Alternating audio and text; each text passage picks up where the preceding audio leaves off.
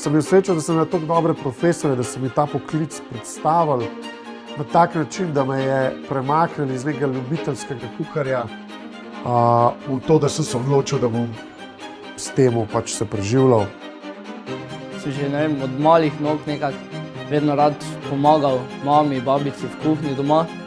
Pol pa konc osnovne šole v 9. razredu smo pa se z bratom prijavila na Mali šef Slovenije.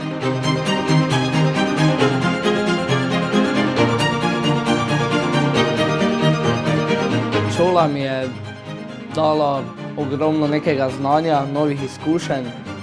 Pa definitivno ne samo to, da sem se jaz naučil nekaj, kar se tiče kuhanja in strežbe, ker tega znanja prej nisem imel.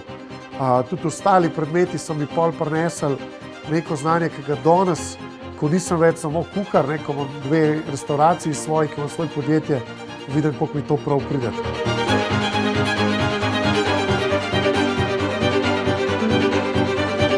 Imeli smo priložnost sodelovati z vrhunskimi šefi. Delati kuharsko šolo ali pa gostinsko šolo je tako, kot delati izpit za avto. Narediš izpit za avto, še ne znaš voziti. Takrat se šele začneš učiti.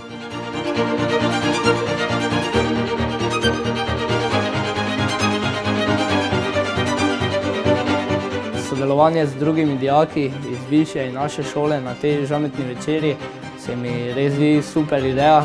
Vsak drugače vidi neko komponento na krožniku, kako bi se rekel.